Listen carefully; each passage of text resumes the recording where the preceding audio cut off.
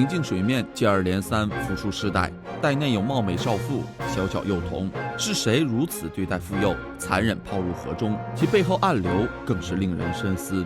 让我们一起走进今天的案件。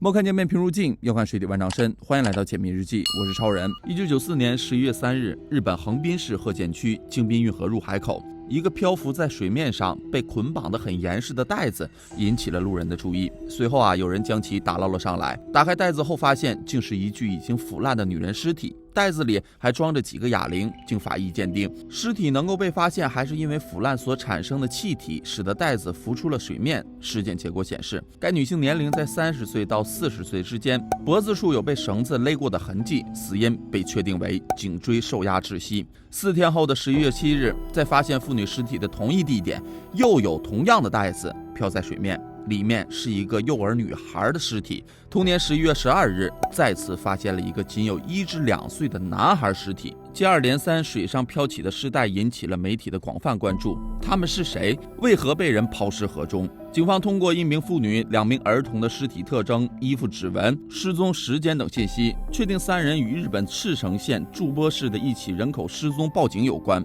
警方马上赶往筑波跟踪调查。来自筑波的报警人叫做野本延男，这年29岁，是筑波市综合医院的内科主任。在10月29日晚上，他下班回到家后，发现妻子31岁的野本英子以及2个孩子，2岁的女儿爱美，1岁的儿子优作，3人都不见了。野本延男称，刚开始只以为妻子带着孩子回娘家了，可几天后妻子还没有回来，就给英子的父母打去了电话，父母也说英子没有回家。野本延男这时才焦急地给警方拨通了报警电话。虽然从表面上来看，野本延男是妻子和孩子被谋害的受害者，但警方从一开始就怀疑英子母女3人的死与延男脱不了干系。为什么这么说呢？警方有3点依据。首先，在发现英子和2个孩子的尸体时，3人穿的衣服更像是家居服，而且都是赤着脚，脚底非常干净，没有挣扎冲突的迹象。英子和2个孩子很有可能是在家中遇害的。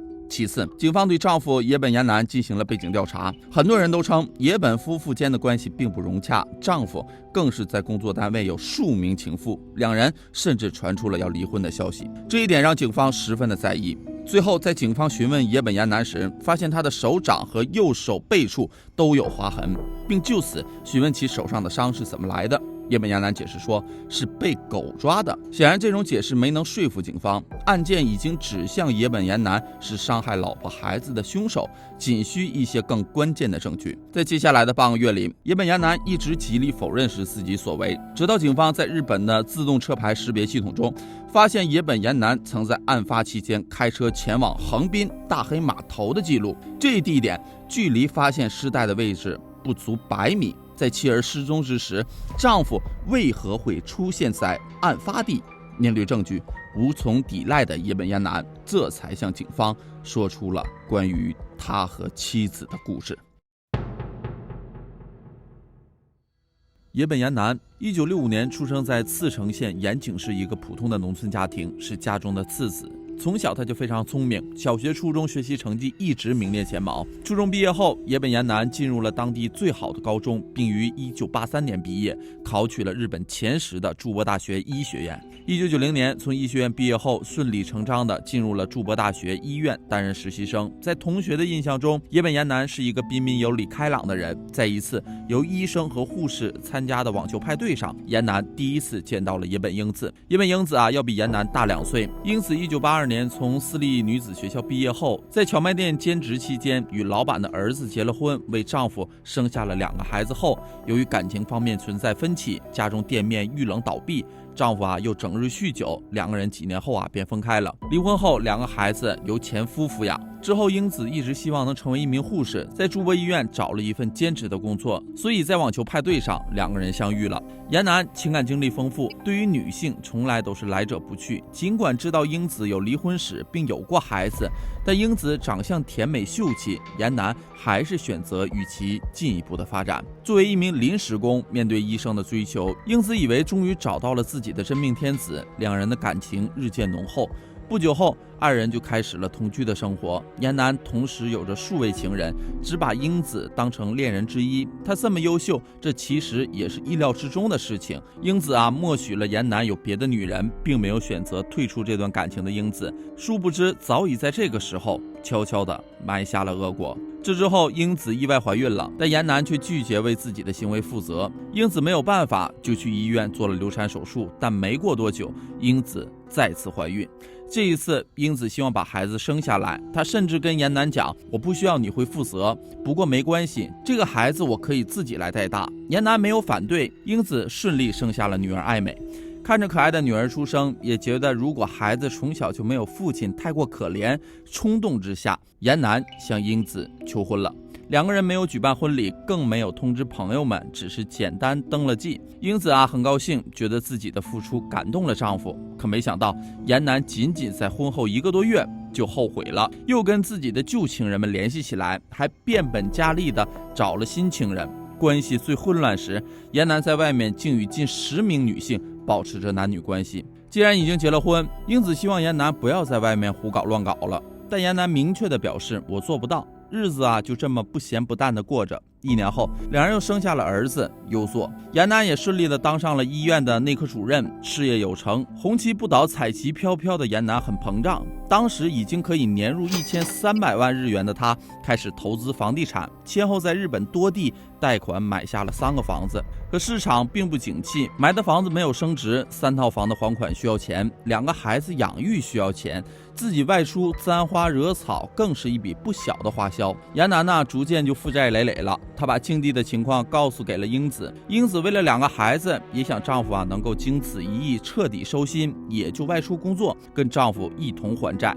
英子先是从事文员，可收入对于还债来说杯水车薪。无奈之下，他为了快速赚钱，找了一个穿着暴露的陪酒工作，就这样把家撑了起来。却没想到，严南在妻子将家里的压力分担了一些后，又重新跟情人们联系了起来。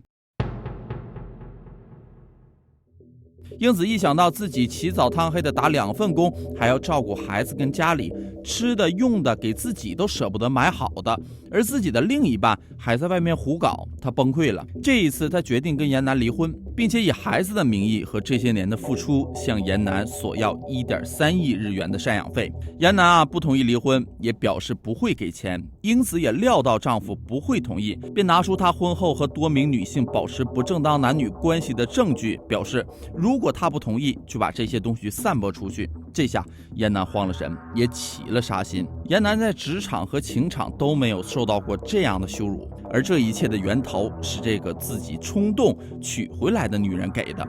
严南心想，她要是消失，就没这些事儿了。1994年的10月29日凌晨5点30分，越想越生气的严南拿起绳子勒死了英子。在处理英子尸体时，严南觉得自己的2个孩子要背上杀人犯的孩子这样的罪名度过余生，实在是太可怜了，于是又夺走了2个孩子的生命。作案之后，严南跟没事人一样去单位上班，晚上又去了新宿歌舞伎町的脱衣舞剧场和肥皂乐园，次日还和医院的一名护士预定了去北海道的旅行。直到2天后的10月31日凌晨，想起来处理尸体的严南开车前往横滨，在路过大黑码头时将妻儿抛入了水中。筑波母子案发生后，也本严南被捕受审，法官称其就是一个暴徒，他杀害了自己的妻子、自己的孩子，并将他们扔进了海底。可笑的是，严南大学的朋友和医院的同事都说严南是一个温柔开朗的人，是热情善良的老师。当时的媒体也因为英子生前曾从事内衣陪酒女郎，而对这起案件进行对严南有利的报道。法院因此收到了3000多封关于严南的减刑请愿书，但并没有采纳。1997年的情人节这一天，也本严南被判处无期徒刑，关押在冈山监狱。根据日本现行的法律，无期徒刑的犯人至少30年不得假释。英子和严南的感情从一开始就并不平等。英子在严南面前放下了盔甲跟盾牌，心甘情愿付出一切，只求换得2人恩恩爱爱，白头偕老。可英子看错了人，严南要的只有钱，只有女人，而不是他。